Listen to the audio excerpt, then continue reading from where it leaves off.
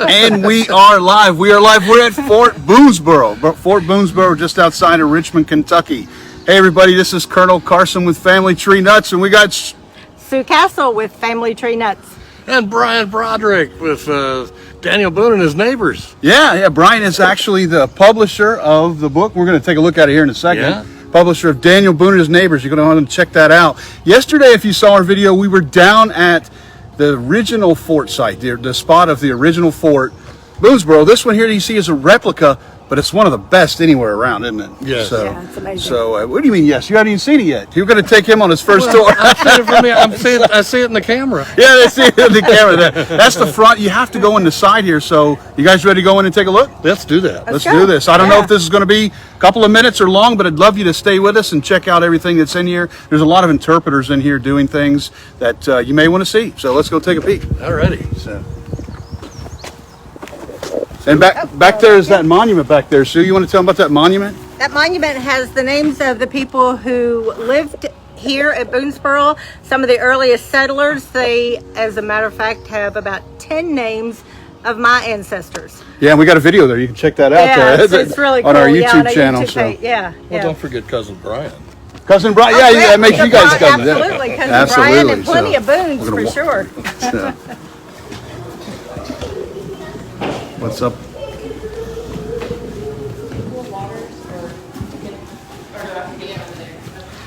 So we just went through the gift shop there.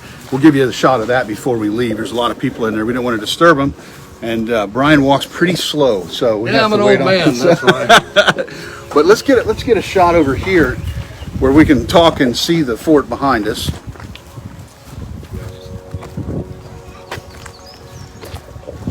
I don't know, Sue, is this fort built to scale, or do you know anything about that? I think it is built to scale. It's pretty close. We know that it has about the same amount of cabins and things that were here. We were really fortunate that Richard Henderson had laid out a sketch of the fort when they were building it, right after they built it, and they had the names of all the occupants in each of the cabins too. Yeah, they we sure don't did. find that very often at all. Yeah, and your ancestor Nathaniel Hart.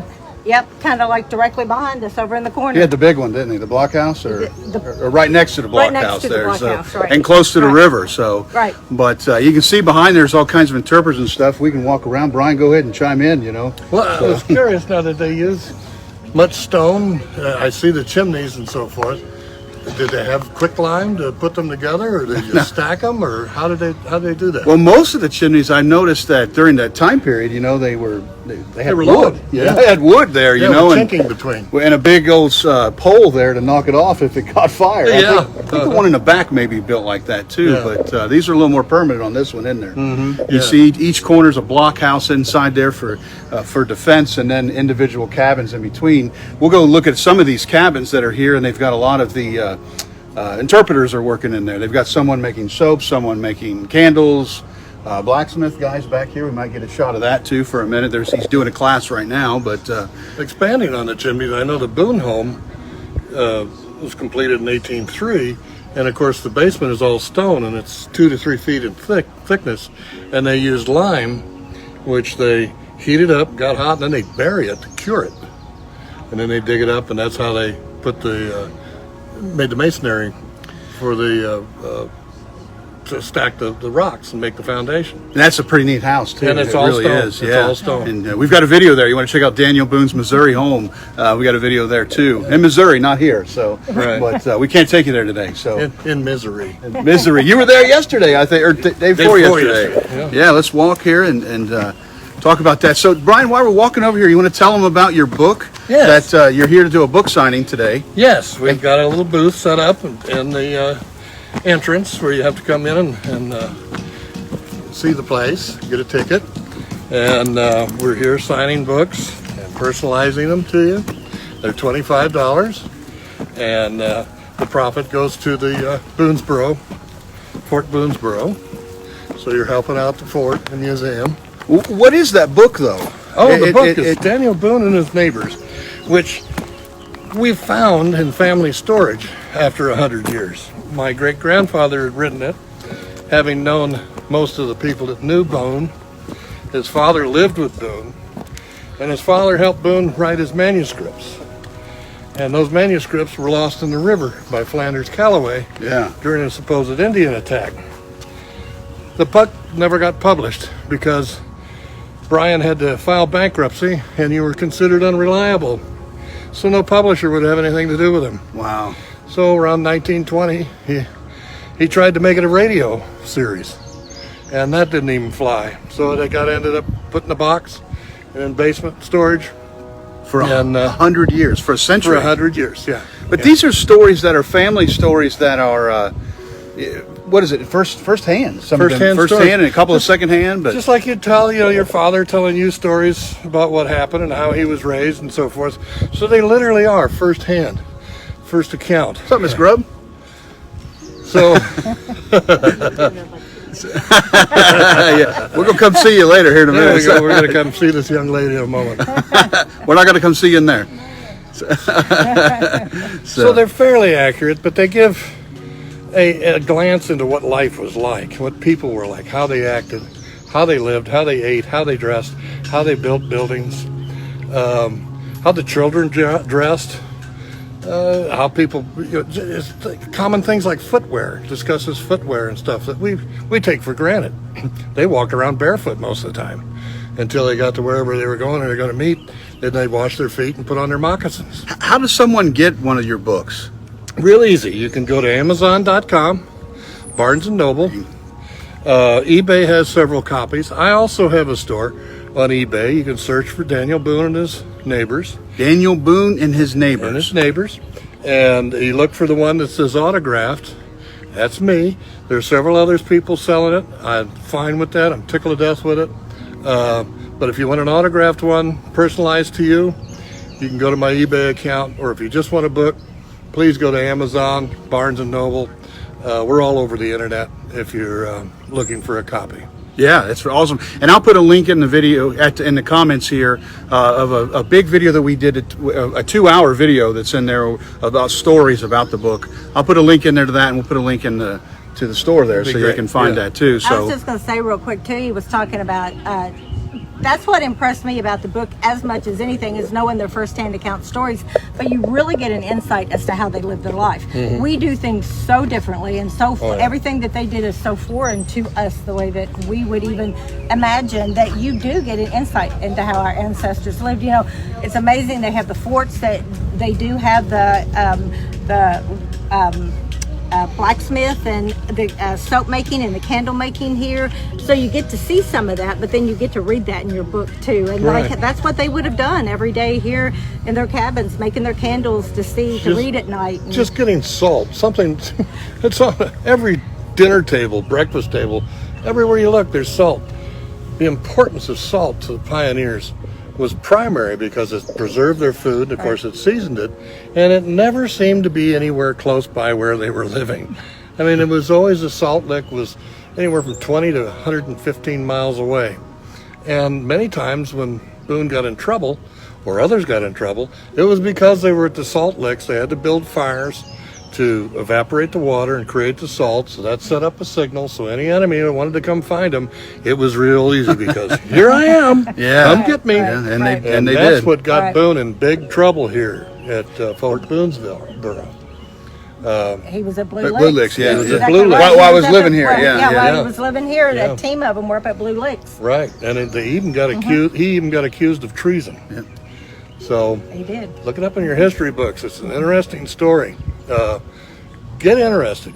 Get your kids interested. It's history. Yeah. We all need to learn from it. Yeah. Let's Absolutely. take a peek. See, you've got your garden and things like that here in the common grounds and such. And a lot of times these people weren't in this fort a whole lot. They were out and about, hunting. They had their livestock, their cows, and their crops and things like that were outside the fort. The fort was mainly used to go to sleep and for protection, kind of thing when the alarm was sounded. Also, too, people started to, as time went on, they started to build cabins out and about. I think one of your ancestors. Nathaniel Hurt, about half a mile up the river from here, he had a small fort that had at one time about 100 people that were there within its borders, and they had to band together in order for protection and to survive. Yeah, and in time they set the alarm. They come in here into the forts to bring all the women and children inside here, and as a place of common defense. Now, there was about, I think there was 80 or so forts like this from about 1775 to about 1795. There was 80, I think, of forts around, like yeah. this that were just around here in the Bluegrass region, and many of those were only just a few miles apart, even maybe 1 mile apart. Right. Things, but that was a place that you all would rally around in times of danger, especially for Native American attacks. But most of the people start back there at the main gate. I don't know why we're coming in through the bookshop this time, or the gift shop. I'm not sure either. Coming through the main gate, and the first thing you do is come into the cabin. Now, I'm going to run in here real fast. There's a video playing just to show it to you, and I'm going to pop right back out. But as soon as I want you to see some of those paintings that are inside there that are very unique. So I'm going to run you in there real quick and then run right back out. So,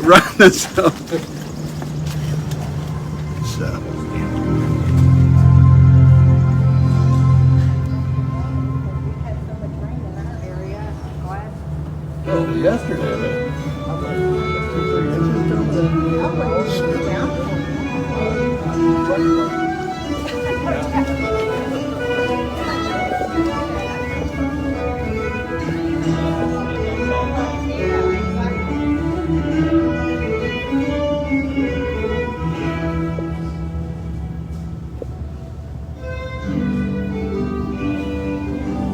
In March of 1775, at the Sycamore Shoals, in what is now eastern Tennessee, Judge Richard Henderson, North Carolina land speculator, and a group of investors. So I'm going to walk over here just a touch, guys, because they've got the video playing in there. It's the introductory video to tell you about. You can come over here. That'll tell you about the fort and stuff. But you could scroll back. Some of those paintings that are inside there, I know they have like a winter painting of building the fort. They've got a painting on top there of Simon Kenton running one of his gauntlets tied up to a horse. They've got a He painting. ran like what, 6 or 7 guns? 9. Yeah, 9. Right. Oh, you're good at it. Yeah. Yeah. He slapped him. Simon Kenton's for another day, because I'll talk for 17 hours about Simon Kenton. But they also have a painting in there of Richard Henderson at Sycamore Shoals, where they're buying, the Transylvania Company's purchasing from the Cherokee. And also inside there was a painting of at Divine Elm, where they're having the first government west of the Alleghenies and stuff. So some of the paintings that are in there, they're showing the video. Didn't want to interrupt them in there, but I'm gonna head on down the way. So, so Brian, just a couple days ago, you were over at in Missouri. You were at Boone's home. We all know that in 1795 or 1799. Yeah, Boone and Rebecca and Jemima and several of those were moved over to Missouri, and that's where you were at, and that's where you grew up nearby there, isn't it? Yes, Washington, Missouri, Franklin County, St. Louis County. When Boone arrived there, Going to turn it around. The sun's there. We're in the get shadow. sun in there. my eyes. Yes, Yeah. yes. They're yours. No, it's the sun in our face instead of a shadow, so the folks can see your beautiful smile. Oh, yeah? I'll put it in. Anyway, Boone comes to Missouri in 1799, and because his son had talked to Trudeau. Anyway, he gets there. He gets 1,000 acres, which is equal to about 600 acres. And shortly thereafter, you get the Louisiana Purchase. He loses all the land because he didn't register it. And on top of that, the Missouri River had shifted and ate away, eroded all the land. So Nathan Boone came up and purchased the land that he had, and they began the construction of the Rock Mansion, which at that time, it really was a mansion. It was huge. Yeah, sure. So that gives the dates a little closer to what was going on in your original statement. And then, of course, Jonathan Bryan arrives in 1800, Christmas of 1800, and several other Bryans arrive. Was that Rebecca's brother? Jonathan was raised with Rebecca. Okay. He was actually her nephew. Okay. Rebecca being Rebecca Boone, Daniel Boone's wife. Rebecca Bryan Boone, and her sister, Martha Bryan Boone. Martha was married to Edward Boone, otherwise nicknamed Ned, and he was Daniel's older brother, so twice related to. We have a video at his Murder. murder site. Yes, So- it's just awful what Daniel had to go through. Yeah, Daniel witnessed it. You know, had to Yes. watch this. Nothing he could do about it. And it was a beheading, so that had to be just horrific. Yeah, and they looked tortured him. They thought they had got Daniel. He looked a whole lot like They Daniel. looked And, very similar, and they thought they were getting Daniel's head and was going to take it back for a reward. and Ned had just moved to the Yes. back country. He was living in North Daniel Carolina. actually talked him into it. Yeah. Yeah. So he felt guilty the rest of his life. Oh, got my him killed about a well, year his- later. His two children were killed because of actions he had taken. Daniel said, my footprints are filled with blood. Yeah. And it was true. I mean, the man had more tragedy. And then when people would write about him or talk about him, he was so gentle, so quiet, wouldn't anger, so calm. How somebody could live through all that and not have just terrible repercussions. Unfortunately, I think it was more common than not. Oh, yes, You know, it was. it was It was. touched, everyone was touched by that. Yes, You know, and yeah. just an amazing. We have no idea how to No. comprehend that. So And children were so precious. Sue They had gets- so many of them, and yet they lost half of them. right. Right. If I mean, Sue's air Daniel- conditioning Daniel- goes out for 30 minutes, she's, And yeah, we're done. Yeah, I don't know how to say. I'm not calm when that happens. Yeah, you're calling the National Guard. Come save me. But Daniel Boone outlived 6 of his children. wow. 6 of his 10 children. In 1820 there. So Yeah. we've got I think our first cabin over here. What's inside here? It's an officer's cabin, maybe. I'm going to give you guys a quick peek. Yeah. Heartbreaking tragedy he lived through, Carol said. Absolutely. Yes. So you can see the old Filson map there of Kentucky. And look at that cabin there, just a little short little spot. So did you live in that? With, You know, with I- 5, I could 6 live in kids? that. in the environment that they were in at the time, absolutely, that was amazing for them. If I took that home now, my wife would move in it Yeah, there you go. just to get away from me. You know, they do have little she sheds and man caves that are about that size now, Yeah. but not to live their whole life in with 6, 7 kids. Yeah. It's like this next cabin here, it says African Americans on the frontier. We do know that there were some black folks that were here at Boonesboro. Well, Boone had several slaves, Yep. and it was from the eastern states, and so did the Bryans. And Isaac Shelby, It, the it family, he was here. He was. It was actually Nathaniel's slave. He would have traveled back and forth with him on each of his 7 journeys. Nathaniel back and Hart, forth. the son-in-law Nathaniel of Isaac Hart, Shelby, that would have been the hero of Kings yeah, Mountain. Yeah, Isaac Shelby was his son-in-law. That's exactly right. And he is actually buried. We've done a video on him too. He's buried there at the Isaac Shelby home place. Yeah, he was a slave here at Boonesboro, but you know, he was a noted marksman, and a lot of times they left him here to kind of defend the fort. with Exactly. Some of the women and he children. actually even loaned his rifle to one of the soldiers who had gone to Blue Licks, and Yeah. he never returned. The soldier that we've read did come back, but his rifle, which he prized very greatly, of course, didn't make the return trip. But And the state of Kentucky has replaced, you They- know, and that yes, rifle is yes. now in the museum there in Frankfurt. That's right. So, That's right. Wonderful But, to say. yeah, it really is. It's amazing stuff here. You Yeah. know, there was multiple races of people that were here at this fort, but I'm walking too fast. Sorry, guys, but No. you know, the next cabin here, you know, it's just early life. It's got a spinning wheel and things like that. You could spend 100 hours in this place and not really see everything here if you really do a little bit of reflection. So there's a lady in here. I'm gonna pop in here for a second. All right. There's a lady in here doing some weaving. We'll pop in, pop out. So if we can have 4-inch threads on each end, it's hard to get a loop. In order to, Anything less got than them 4 inches, lock them then in. you can cut them off. Yeah. So I'll just take all that out. So we'll do other videos with. Hey Daniel, I see you there, buddy. What's going on, man? We'll do other videos with each interpreter another time, but right now we just wanted to give you a quick tour. Yeah, I'm going to pop in and have a beer. And the well, I was going to say it's one of my favorite spots here. If they have the maps in here, it's really cool to see. I don't know if anybody's inside here. We're going inside the Black Horse Tavern. So,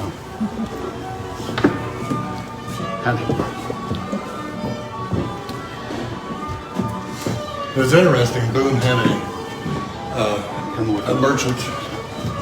He was a trader, had a business where he was actually a merchant and sold whiskey. But yet it's said that he never tasted it, never drank whiskey, never had coffee, never had a wheat biscuit. Yeah, because they just weren't available. Yeah. Right. You know, but the whiskey was, and whiskey was an important staple. Absolutely. What's cool is the notes that they have on the side there. This is your Facebook of the time. You know, if you pop into the local outpost, the local fort, you know, you'll post, if you're looking for your brother or relatives and things, you can say, hey, I'm going to be back here in 2 weeks or something. There's a lot of cool little notes that are there. Yeah. And also, especially the typewritten ones. The typewritten, oh yeah. Yeah, yes. But inside here, I'm trying to see, it might be in the next cabin over, but they have what we were talking about earlier. They got maps that, Daniel Boone was a surveyor, and he was a pretty good one too, wasn't he? Yeah, he got in a lot of trouble with it. And in those days, you could just raise your hand and say, I'm a surveyor. There was no licensing. But in my opinion, he was given bad starting points. So whenever he would survey from milestones that were incorrect, you'd get overlapping properties. And this pretty much caused his financial demise, that and purchasing some land and the money being lost. So for the rest of Daniel Boone's life, he's actually making payments, paying these people back. I don't think they really expected it, but towards the end of his life, his sons petitioned the Senate, and Jefferson recommended that he be given 1,000 acres to replace what he lost that the Spanish had given him. He got it, he sold it, he paid off all his debts and said, I can go ahead and die now because I owe no man. Yeah, absolutely. Very, a lot of integrity in the man. Sure. In this room here, I think the upstairs is closed off now, but it's your blockhouse. That's tavern. It also has lots of animal skins and things on there, and several of the maps. Sort of gunshot right there. Yeah. But the fellas out there. Return fire. Yeah. No. No. We can. Yeah. Come on, just once. We're going to really get in trouble hanging out with you. So we can head on out of here. I think one of the subject? Yeah, well, one of the next rooms is pretty cool. It's one of my favorites coming up here too. Like I say, we're going to be coming back here too to do a way more detailed video about it. We just want to give you a quick tour and things, but there's more spinning. Lady in here spinning. I'm going to show you. Yeah, show you that. Say hello to the world. Hello. Hi. Hello. So she's running the spinning wheel inside there. There you go. Here's the room that I was wanting to see. So hopefully we can talk in there. If not, we'll come back inside because we're definitely going to want to take you in there. This one here. Come in this side. So yeah. So here we go.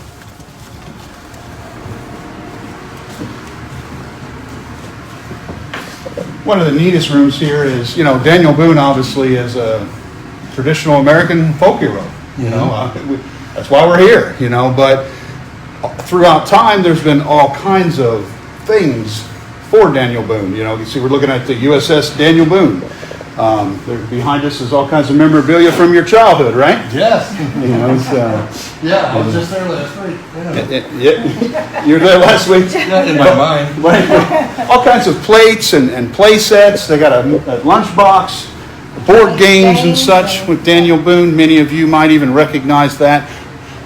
Stuff that they have. Whiskey copy can't. of Harding's painting. Yeah, absolutely. Which Brian was licensed to reproduce. And the picture on the front of our book, Daniel Boone and His Neighbors, is one of the licensed copies that Brian was allowed to print. Really cool. Came about an 18 by 12. Sure. And I still have one from 1890. Wow. And that's what that photograph is on the front of our book. Awesome. That is great. Carol Gates says, my witty Reuben Proctor rode upside down side saddle to entertain for the native people. They labeled him as crazy. I'd say so. Yeah. So I would. Look who's watching, guys. What's that fella's name? Dan Boone. Dan Boone is watching. Hey, that's right. Boy, I didn't even know Daniel had that. They got Facebook at home. The $17.99. Daniel always adapted with the times. That's right. You can see lamps and little costumes and stuff. I tell you what, Daniel Boone sure looked like Fess Parker. Yeah, With him, this one he does. So, Yeah, look a lot like Davy Crockett. yeah, it sure did. A lot of people get those two confused all the time. But And of course, the coonskin cap. the coonskin cap. The stories about the coonskin cap. Daniel loved his coonskin cap, didn't he? No, he didn't. He liked his felt hat. In fact, Nathan, his son, writes about how he detested coonskin caps because they were hot and they stank. They are So he hot. liked his felt hat that had a brim out front and a brim out back to keep the weather from his face and running down his neck. Yeah, absolutely. But with Davy Crockett, he wore a coonskin cap though, didn't he? I don't know, I never met him. All right, let's move on down the road here. So, little tight. Let us know if you have any questions for Mr. Brian as we go through here too. Do we have anybody in this cabin here? I don't think so. Take you inside here. We've got the woodworking cabin. All kinds of the tools and things that they had during that time. I'm doing a quick pan in there too because technically to do a video here we're supposed to be approved, I think, through some paperwork. So we're breaking the law again, aren't we, Brian? Oh, well, it wouldn't be the first time. Yeah, absolutely. And inside here, well, here's the surveying room that it's there. It's a mannequin there and all the surveys. You can see some of the maps and things that they have in there was the goof ups of overlapping properties, and that's why there was a lot of lawsuits. Yes. You know, and then you sell the same property 2 or 3 times, you can make a lot of money. True. Especially when you overlap them. Right. I don't think Nathan was a very accomplished surveyor, and I don't think he ran into that problem. His son Nathan. His son Nathan, Yeah. So, but we got Pottery. pottery room here. Give you a quick pan of this. Don't see the lady here working, making the pottery today, but it's kind of hit and miss with some of the people that are here. Sometimes I think some are on lunch break. Yeah, they were might saying be. so. But There's a couple of get pictures. some artwork and things like that inside here. Oh, we've got a copper still right there. That's where you were at earlier. I had to get you out to do the video. Yeah, I was laying down But- underneath that one coil right there. so yearly whiskey in Kentucky, very important. There's more money in corn from a jar than You never was from a bushel. there said. Let's see. Carol says my son Daniel is nicknamed Daniel Boone by my mama. That's pretty cool. Hey Mary, I see what's going on there. We're taking a quick tour here of Fort Boonesborough. Yes. And, oh yeah, here we go. So, Revolutionary War room and stuff in here. All kinds of weapons, mannequins. We got the siege of the fort is right there behind me. I'd love to have that painting. You know, George Rogers Clark is back here. Isaac Shelby and Daniel Boone, of course. Many don't realize that Kentucky was an important part of the Revolutionary War. Yes. And, you know, there was a tremendous amount of activity. I'm trying to turn so we can get the sun on us there. Tremendous activity here. Out on the back country, you know, a lot of the Indian attacks that were on Kentucky, people think were to get the whites out of Kentucky because they wanted them out of Kentucky. And there is truth to that, and that is very true. But they were also hired by the British to get us out of here, kind of thing, because the more land and resources that the Americans, the colonials had, colonists. So, but Sue's my English. A lot of our blogs, well, all of our blogs, Sue edits. So, but How is speech therapy working? you know, As he has another appointment tomorrow. yeah, my brain works a little too fast Get sometimes. blasted, you. But you know, a lot of the reasons for a lot of the attacks was Revolutionary War time period, and you know, Boonesboro was the siege that was here. You know, there was British troops that were along with them here. Same at the Ruddles Station, which or Fort Ruddles, but we've got a video there too. So, so, you know, but anyway, I'm kind of rambling here, but going a sideways angle. But there's a blacksmith fellow there. So Yeah. can we come talk to you a second? Yeah, let's go check out the Yeah, buddy. Everybody likes the blacksmith. So the blacksmith's usually the favorite guy of everybody wants to watch. Well, blacksmiths are really important. They Yeah. empowered folks to do things they wouldn't normally be able to do. Absolutely, absolutely. You know, I don't think it's any coincidence that Daniel Boone's brother Squire was such a skilled craftsman and that they were so successful in their endeavors on the frontier. Sure. You know, I'm sure that they empowered each other to do more.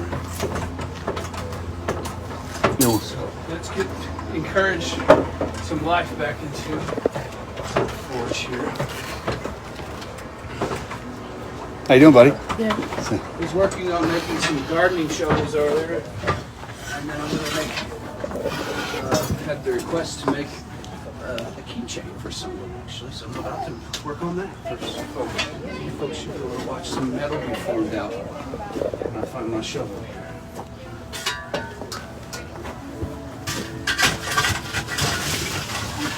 Blacksmiths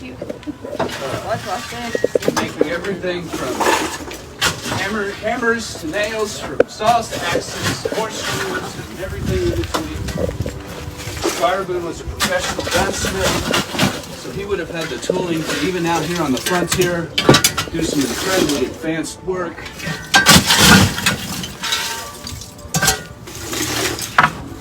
So what are you doing now? Just I was just kind of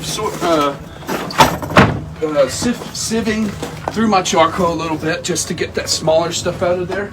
That way we don't kick up so many embers in the air that could burn me. And so basically I just needed some to get us through the rest of the So you're using a mixture Afternoon. of charcoal and coal? yes. Before the coal industry, it was difficult to necessarily have a source of coal you could rely on. So there was people who made charcoal, but one of the advantages of folks coming into an area like this place is there's a lot of surface coal that could be claimed in the hillside or something like that. So sometimes I use coal, a little bit of coal to get some extra heats, but it's predominantly generally understood that for the most part, until it became a little more economical to mine coal, that typically craftsmen are usually using charcoal to fuel their industry, with some exception. But they would have certainly known about coal. Now, they started figuring out, historically a little bit later on, we started figuring out how to build our forges a little different and start to get the most out of coal. And basically turn coal into a super fuel. What kind of temperatures can you get out of coal that you couldn't get out of charcoal? It's not so much the temperatures you couldn't get, it's the amount of effort and energy that it would take to reach those temperatures. So you can each reach 3,000, which is about the white heat. It's just, they started figuring out how to use less coal and less energy to actually get up to that. But both are actually equally suited. Coal, as far as BTUs go, like if you're actually kind of recording from a modern sense, coals actually do a little bit better job. The charcoal has stood the test of time for ages. But now I've got a nice fire. I've kind of encouraged that back to life here. Actually going to work. This is what I'm going to be making is just kind of characteristic of like decorative work that a blacksmith can do. But one of my dear friends who is working out here, daughter is graduating this year, and I'm making her a decorative, like a decorative keychain.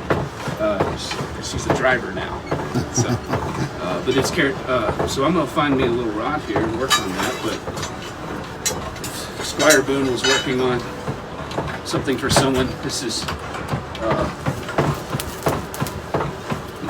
this would have been like something that he could have added to his work.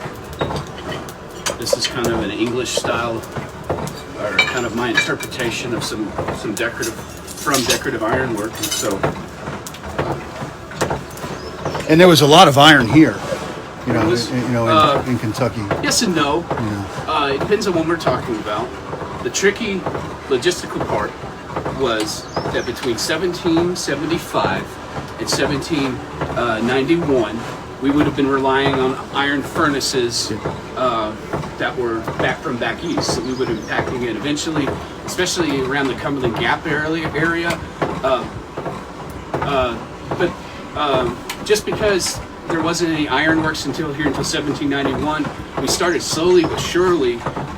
And we were, as things pacified and as the frontier slowly advanced, the tricky thing about ironworks is they have to run continuously, no interruptions, and the conflict that was brewing during the Rev War time made it tricky to run ironworks on the frontier. But when they caught up, Kentucky, I don't know that it's, this could be my opinion, but I don't think it's any coincidence that within a year of the ironworks being able to be built, the first one was built in Kentucky, was built in Bath County, 1791, and Right.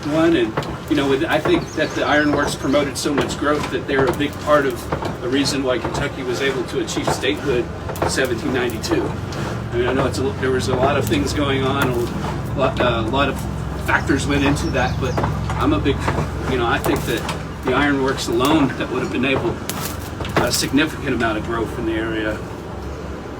So I'm going to straighten this piece of scrap out. This is just a rod that used to serve a purpose. I don't know exactly what it did, but we're going to straighten it out, and then we're going to repurpose it into a nice decorative leaf.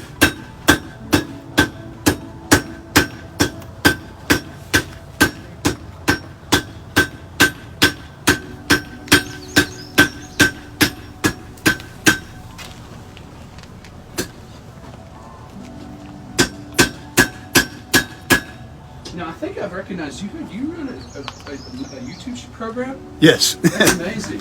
Yeah. That's great. I Yeah. believe I've actually stumbled across your videos. Awesome. Thank you. Family Tree Nuts. Kentucky history. Big fan of Kentucky history. And glad I recognized you. I'm glad you made it out today. Welcome. Yeah. Well, maybe we'll get together soon and make a whole video. That would be So what fun. you can do. That Yeah. would be fun. Yeah. I tend to ramble, so I don't know if anything that you got from me just now is useful. Yeah. No, you're live. You're actually live right now. Oh, So hello. yeah, so you're live. You're on Welcome our to Fort Boonesboro, folks. on our Facebook channel. That's so magical. That's neat. Yeah. Lots of folks right now. Yeah, we can't edit this out, so don't say any bad words. No worries. I'm glad you told me now, because I can get a little loopy up here like Dr. Jekyll and Mr. Hyde. So I'm pretty confident that the information that I was sharing just now, I know it's a pretty strong claim to say it was the ironworks alone that enabled statehood, but I think that was a pretty of course, there's a lot of factors that enabled growth and people coming over and without people actually migrating westward. It's extremely important ironworking. It was very, Before they went to Alabama. right. So- Well, and then of course there were certain regions that were just better suited. That once you got past the surface material, and there were some regions that eventually, but that was what made at least this region, west of the Appalachians, really nice because we had great limestone. That was also typically iron rich as well, and limestone was needed as a flux in the iron creation process. And we had all these great hardwoods to create charcoal, and like I said, coal can even be used as a substitute. And eventually, once the coal shovel, the steam shovel was invented, the state actually, as we know, has a long coal industry history. So I'm going to start forming and isolating this base bits.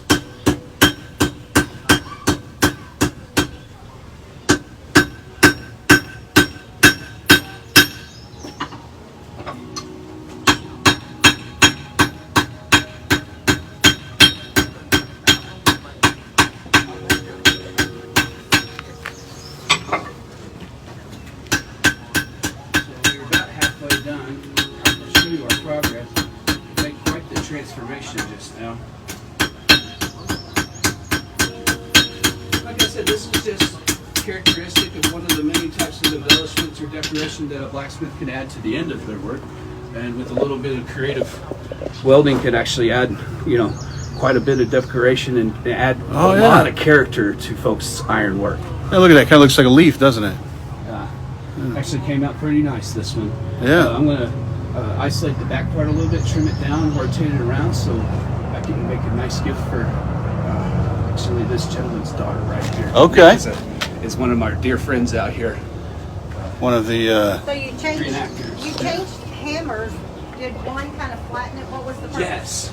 So I utilized, well, the reason I did the hammer switch is in order to kind of get that little center ridge there, I utilized the rounding part.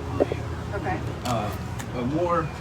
One that would have looked a little more period would have probably been this one, but it was just out of sight. I didn't see it, and so I just grabbed the nearest one. But this is very characteristic of a handmade, rounding hammer of the time. But basically, what I did was started out, just as an end like this. I hammered out a little tip in it, and I isolated the back part, and then I hammered down flat. Like I found the diagonal, and I hammered that down flat, and then I used the rounding portion of my hammer and actually created a little center ridge, and then so that made the leaf, but without those little marks. And then, as a result of accidentally putting hammer marks in my work in the past, I've actually deliberately used hammer marks in with the crossbeam, and that's actually how I achieved the texture for that. And we'll finish that out since it shouldn't take actually very long, and that way maybe you know how you've got.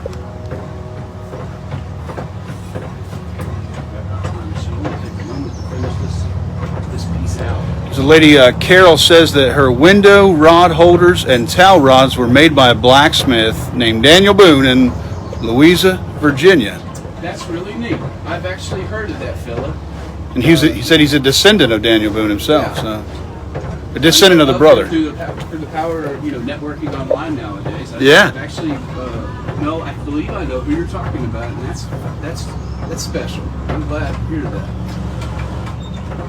Are you local here to the area? Yeah, I was born and raised in Clark County, and I'm a beginner blacksmith that just got fortunate enough to kind of come in here to get my foot in the door in the state park during the time that they needed a blacksmith out here, and have been able to trend towards my learning, trying to learn historical reproduction, and out here is a great place to do it. Yeah, you'll be on Forged in Fire in no time. You never know. Yeah, buddy. You never know. Now, we do the Forged in Fire Frontier Edition. I'll do really well. Here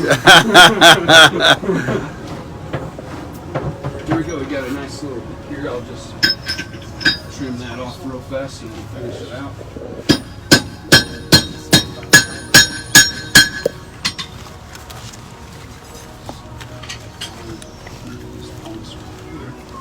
Basically, just with my little chisel there, put a chisel mark in it. Just gonna pull that off right there. It's quite a nice thing to know that you're descended from someone like the Boones. Boone himself, there's journal entries of him actually utilizing the blacksmithing skill. It wasn't as refined as a blacksmith as Squire, but when Boone was in captivity in the Shawnee, especially when he realized that the attack of Fort was imminent, whenever the Shawnee would bring their weapons to him to work on, especially towards the upcoming days of the siege, it was documented in the court-martial. He testified that he actually filed down their triggers to where they would work for a while, but they would break. So he actually, once he realized that they were going to be using those weapons on the folks here at Boonesboro, he actually found a clever way to sabotage them using the skills that he learned at the forge, probably with his brother or from his brother. So I think that's kind of an interesting piece of information. Yeah.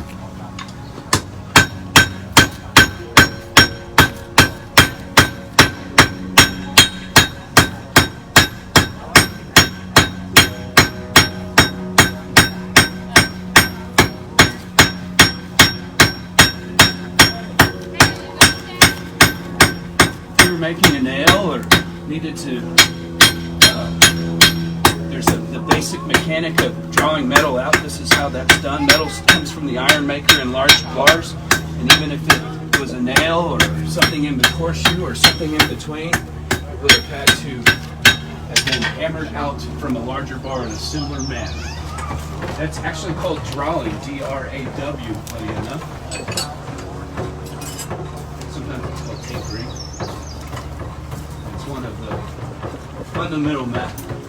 fundamental techniques that's utilized when a blacksmith is shaping metal. Because basically the fundamental is you heat it up, the metal to just below its melting point when it becomes soft, and you can hammer it and shape it. And there's even techniques of welding metal together. And that's how blacksmiths utilize their skills to make things. Some of them are able to be gunsmiths or wheelwrights or farriers or have some type of expertise.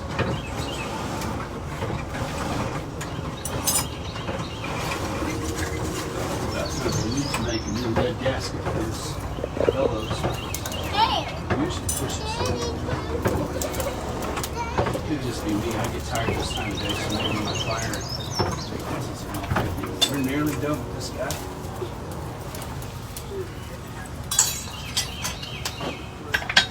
This one out of the way.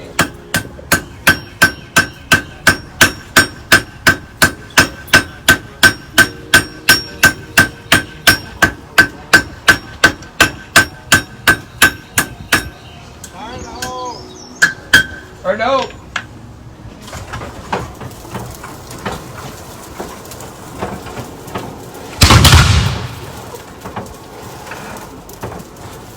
And that was one of the main reasons why Squire Boot was so needed out here in the frontier was the most indispensable tool that folks had was the flintlock. And so even out here we have it documented. We don't know that if we had an abundance of metal enough to actually build the guns from scratch, but we know he had the tooling to completely redo them, like bore them out and re-rifle them, which means that he absolutely had the tooling that he would have needed to build them. Whether or not there's still there's more and more sources are becoming available every day, especially as things become digitized. Maybe we'll find some more information on things that were actually built out here. A fellow by the name Daniel Baker is asking, was there much competition for work here as a blacksmith? I know that Squire Boone would have been owner proprietor, and there was there's a class of worker in those days called a journeyman, who would have been past the apprentice state and would have had some of their own tools. So I know that someone like Squire would have absolutely been receptive to hiring, say, a wheelwright or a farrier or somebody who had, or even another gunsmith to take the workload off of them. I can't speak for the exact demand because the research that I've been able to do, I only know that Squire definitely owned the forge for a few years, but I don't know what happened in the years at Boonesboro after that. I know there would have been other craftsmen out here.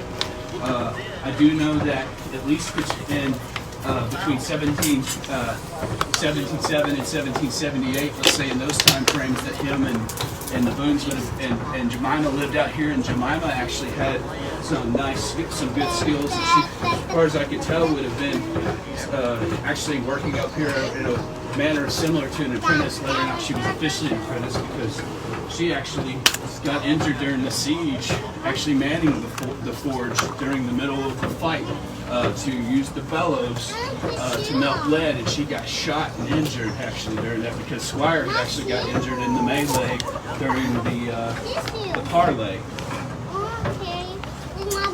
He got shot in the foot, didn't he? I believe that's what happened.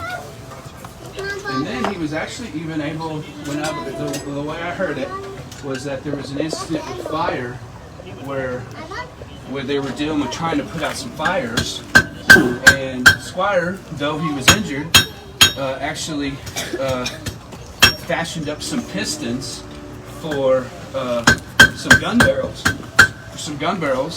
and essentially made a fire suppression system, like a little gun barrel squirt gun, more or less. Mm-hmm. Now I know I also read that there was some rain that also greatly assisted them in saving them. But I just think that that's pretty neat. It just shows how craftsmen can think on their feet. Now this is basically done. I think I want to make a slight adjustment to this, just so. But essentially, we've got a working keychain here. Of course, this is just characteristic of some embellishments that can be put to work. But especially once I take the time to polish this and file this a little bit, I can actually get this to what's called bright, and actually get it where it shines a little bit, and actually get it to where it'll make that texture really come out. But yeah, the craftsman would have been not just the blacksmith, but the other craftsmen could come to a blacksmith and have the blacksmith make tools, and so the blacksmith very much enabled a lot of growth in the community because they increased the scope of other workers. And so I don't want to just say it was just Squire that saved the day out here, but there would have been a lot of it would have been a really big collaborative effort of a lot of people with a lot of different skill sets working together in a place like this, and craftsmen were a big part. Absolutely, yeah, man. Yeah, thanks for letting us take a look at that. Appreciate that. Yeah, you're welcome. Yeah, man. So Thank you. we'll get together maybe soon. Yeah, So give me a shout. Hey, thank you for putting up with the hot blacksmith. I feel like a rotisserie chicken that needs to be flipped over, but I'm glad that you're joining us today on this gorgeous day out here at Boonesborough. Absolutely. Thank you. Thank you. Yes, sir. All right. Yeah. So when we get this, I get this shined up. I'm gonna kind of get to where it brushes down. They're getting ready to actually close down here. Didn't know we get to see all that stuff about the blacksmith shop today, but we do have plans. We had talked with, well, he's standing right over there. We're going to probably come back here and do a whole lot of stuff here at Boonesborough in the next little bit. We're almost to our 250th anniversary here in just 3 years. 3 years and maybe just a little touch less than 3 years. We're going to have that 250th celebration. Are you ready to move along there, Mr. Brian? Yes, let's go on. Where shall we go next? You're the tour guide. Well, inside here is a neat little museum. We could take a quick run through there. Let's do that. It's got some great artifacts and things. We'll have to go through it quickly. Sue's back there talking with the blacksmith. She'll have to catch up with us, right? Because they're going to close down and kick us out of here. Oh, well, she's quick on her feet. So. And so that was pretty neat there about the blacksmith shop there. Yes. And do you have any blacksmiths in your family? Not that I'm aware of. I used to be a wheelabrator distributor, which has a lot to do with steel. Okay. Yeah. Some arrowheads. Yeah, so inside here they've got a lot of Native American artifacts and things, and especially in this room, different arrowheads and things. They've got weapons of the Native Americans. We've got bows and arrows. Looks like the door's sealed off. We're gonna have to go back out. This is connected and larger in here, so. But buttons and things that they've actually found here on site is here. Not showing you this in detail for a reason. One, for time, and two, we're going to come back and do a much better video here soon. That'll be on our YouTube channel. Do a little plug there. Make sure you check it out, Family Tree Nuts. We have so much going on. We've got a video premiering Wednesday, I think it is, for George Rogers Clark at his grave. You know George Rogers Clark, don't you?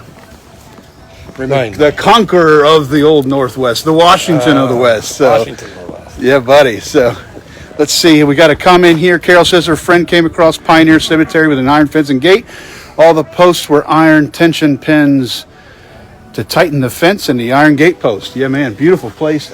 I have my great-great-grandfather's diary where he describes wrought iron gates in New York. Oh. It's his diary he kept after he had lost his leg and left Defiance, Missouri, across the ferry in Washington, Missouri, and then onto the train to New York. And he documented how much it cost, where he stayed, the streets he walked on, and the corners. Oh, wow. With these ornate wrought iron fence. And, we're talking, 1830. Wow, that's amazing. Yeah, amazing. Yeah. So we have that, and you have that on the disc. Yeah, absolutely. I got it on my desk right now. So, Yeah, absolutely. yeah. Yeah. So if you're just joining us late, we've got Brian Broderick with us here, and Sue's outside here with Family Tree Nuts, and Brian is a producer of a book. And we're gonna let's tell them about it as we walk back here to the museum. Okay, yes. My great-grandfather wrote a book called Daniel Boone and His Neighbors, and he never published it. It went into family storage, and we found it after 100 years or so, and we published it exactly the way he had written it, with the way he intended it to be presented. We have photographs that have never been seen before of the Boone grave in the late 1800s. There's photographs of J.D. Bryan, William S. Bryan. There's all sorts of stories about the family relationships that are firsthand. So a real insight to how people lived, related with each other, and really depended upon each other to be successful, even in Boone's later years. And what's the title of it? Daniel Boone and His Neighbors. Daniel Boone and It's His available on Amazon.com, Barnes & Noble. You can get a copy from my eBay store. Just search for Daniel Boone and His Neighbors on eBay. Several will come up, but mine's the only one that says autographed. You know, and there's I'm going to bring is it Wilsey? Wilsey. Wilsey, you want to talk about Wilsey? Just a second. We got to get through this, but Wilsey was Jonathan Bryan's slave and was raised with Elijah. And Jonathan couldn't separate the two. They were inseparable. They were close. They were friends. So he gave Wilsey to Elijah. Wilsey raised William S. Bryan as one of the children. Yeah. Wilsey is also a favorite and a hero. And Daniel Boone felt he was a hero. He did many heroic things, including saving William S. Bryan's sister when she was lost in the woods for 3 days in a snowstorm. Wow. 3 inches of snow, and she managed to survive. Yeah. 300 pioneers showed up to help for the search, and Wilsey was the one that found her and saved her life. Sure, he got quite a supper for that one, right? You know, yeah. And he killed a cat that was attacking a school teacher by snapping its neck. There were 2 wolves that were devouring their sheep flock, and he got up, shot one, but of course, with those guns in those days, you only got one shot. Yeah. Threw the rifle down, and a second wolf attacked him, lunged for his throat. He caught it in the air and snapped its neck. The story was related to Daniel Boone the next morning, and Daniel was so impressed that he insisted that the 2 skins from the 2 wolves be tanned and made into a coat for Wilsey. Awesome. And it had big brass buttons, so how about that? You could always tell when Wilsey was coming, and of course the story would go with the wolves. So he caught the wolf in his hand and broke his neck. That's a man right there. Oh, he was a big man. Great grandpap said he was over 6 foot tall and extremely athletic, even in his 80s, and lived well into 100 years of age. Really cool. So he did survive to become a free man. Yeah, free man, and he wasn't he a preacher too, or No. I'm getting mistaken with another guy. Wilsey was sold Okay. by my great-great-grandfather to Dr. Polk of Washington, Missouri. Now that sounds awful, but the problem was Elijah was going broke, and the sheriff was going to come and sell all his belongings, and Wilsey, unfortunately, was considered his belonging, and it upset the family terribly because they didn't know what would happen to Wilsey. Yeah. So Wilsey was approached by the doctor and asked if he would like to help him in his medical practice and to keep the horses and the buggies going because his practice had gotten so large.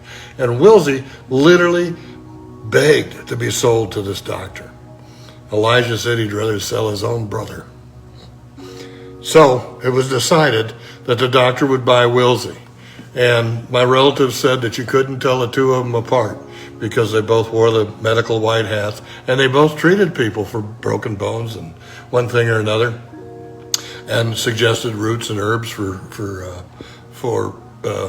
remedies. Really neat story. Yeah. The only way you could tell them apart was one was black and the other was white. Yeah, that's pretty cool. Yeah. And it's got to be he's got to be one of the first medical practitioners in the state of Missouri. It must have been, might have been. Definitely. I mean, as far as the first, we don't know that for sure, but it has to be one of the first. Well, there were many blacks that were housed down that had holdings and businesses but couldn't be out in public as a business owner, so they were hidden by their employees. Right.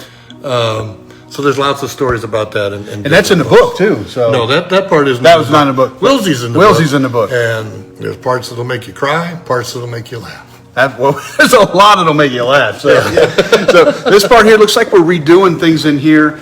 It starts talking about the Civil War fort in Boonesboro. We've got the script made. Yeah, you heard what I said. Civil War fort of Boonesboro. Wow. That's a Civil War fort, right? That's a Revolutionary War period, Yeah. right? But no, look, on top of the hill there was actually a Civil War fort. We've got a script made for that. That's going to be coming out here in the next few weeks, probably. But we lost Sue. She's still talking to the blacksmith. I know Sue is single. If you're watching out there, guys, okay. Sue's single. So I don't know if the blacksmith is or not. But We'll find out. they're chatting over there. Yeah. But I'm going to get killed for that one. I Boy, promise. boy, aren't you? So, but I'm not even touching it. so then we've got the candle making shop here. They're not inside here, but give you a quick peek of that. And oh yeah, everybody's favorite coming up here. But we've got the Gunsmith Shop. They're making all types of weapons. I think Mr. Grubb usually works in there, and he's at another siege right now. Is there a link for his book? Carol said. Yeah, you can of course go on Amazon, like everything else is on Amazon. But Yeah, it's at Amazon.com. It's at you Barnes probably and just Noble. Google too. You know, Google the Oh, book. you Google it, comes up all over the place. Daniel Boone and his neighbors. If you would like an autographed copy, just search on eBay for Daniel Boone and his neighbors, and many of them will come up, but I'll have the only one that says autographed copies, and I'll be happy to autograph it and personalize it to you. Yeah, absolutely. You definitely want to get a hold of one of those. We'll show you one of those before we leave. Did you want to talk to any of these fellows up here? You want to go and show them the book, or? Well, let's go and show them the book. Yeah, I think you we're got kind it. of running long, and they're Yeah, running it looks close. like they're starting to run people out of here, and, Yeah. and we're important, but we ain't that important, Yeah, are we? we So, important. you see, the store is called the Transylvania Store. Proprietor Richard Henderson, established 1775. Did you get his number, Sue? I did. She did. So I grew up with his dad. you grew up with his dad. All right, awesome. So, take you back here. And of course, we're in the gift shop now. Give you a quick pan tour of that in the other blockhouse. But we have here. This is where I've been for the last 2 days, and the Fort Boone group has been gracious enough to allow me to show and sell the book, with proceeds going to the fort to help them with any financial needs they may have. And while we're here, I'd like to give you something. There's two Yeah. pictures there. Oh, what? Let me. We're back. We're back. We're back. You just got to hold your right leg up in the air. Yeah, right leg. Russ didn't pay his electric bill, so they cut him off. Yeah, we put it on my credit card and we got it going again. Anyway, what I'd like to give you, Russ, are two photographs. This is Dr. J.D. Bryan, and this is William S. Bryan. Dr. J.D. Bryan wrote the genealogy of Kentucky, which, if you can get a copy of it, it would be a great thing. In 1880, I think. Yes. In 1880. There's two stones here. Those are the stones of Daniel Boone and Rebecca. When Boone chose where to be buried, he wanted to be buried to the right of Rebecca Bryan. Well, the story goes that when they dug the grave, they found another body in the grave. And Daniel was buried above and to the right of Rebecca. So when Frankfurt came and tried to, or when the cemetery from Frankfurt came and Kentucky got a court order to exhume the bodies, we all feel they got Rebecca, but they didn't get Daniel. So, here's these two copies for you. What did they get? What else was inside there? Well, according to a Dr. Davis in Frankfurt, who's now deceased, when he examined one of the skull castings, it was discovered that there were raised ridges on the casting, indicating that the plaster went down into the cracks into the skull where the plates come together. And he got another skull down from the shelf, and he showed how these are perfectly smooth. He says, this is the skull of an 83-year-old man. This one with all the veneerations in it, that's a 40-year-old man. He said, now you look at the back, there's two large pons, which is where the muscles in the back of the neck attach to the skull. He says these are extremely large, and it's from a man that did hard work every day. And if he had to guess, since the front of the skull was missing, he couldn't tell for sure. But he says, if I had to give you an educated guess, I'd say this was an African slave. Wow. So that's our story. We're sticking to it. Yeah, but- Here's some pictures to Awesome. take home with you. Yeah, thanks for that. Yeah, absolutely. Appreciate that very much. Hey, we'll put, these will go in a special spot for They sure. will? All right. Absolutely. Yeah, It won't be absolutely. rectangular, will it? No. Believe me, I've got some spots there. All right, Absolutely, good. I yeah, appreciate sure do. So, but do you want to say anything else before we take out of here, Sue? No, this has been exciting. I've really enjoyed She's it. I have she's got been. a date to go on. With the blacksmith. No. But it was kind of cool running into him, knowing that I grew up with his dad. It's a small world. But I mean, I've been to the fort many, many times, but this was kind of a cool little tour to walk through it with you the first time too. Yeah, I really enjoyed it. And I enjoyed so much being with you too. Absolutely. You see his booth that's set up back here, you know, and you guys sold a ton of books here today. Looks like you only have just a couple of left. We're That's gonna, out of the last case. you can't go home with those.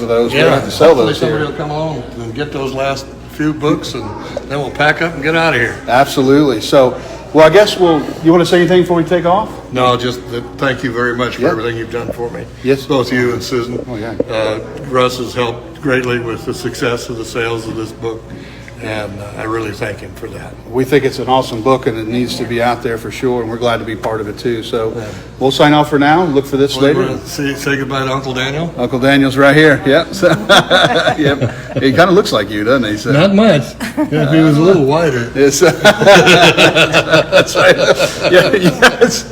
I'll take a picture and post that on our Facebook if you decide. Yeah. Put transpose one in front of Right. the other. Yeah. All right. Well, we'll sign off for now. Hope you have a great remaining rest of your weekend. Well, it's coming out well. Yeah. I know. How are those I lessons? haven't been able to talk. I need to. Polygrip helps. Hold those up there for you. I'm usually not camera shy. See, this is but- what we do. We try to get him to mess up his little sign off every time. And there's things we do to him before the video that we try to get him to mess up. This is a game we have. That's right.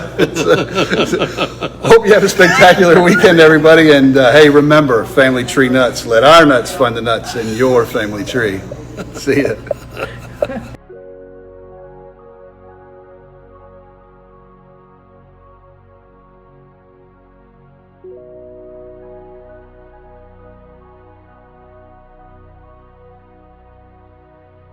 Thank you.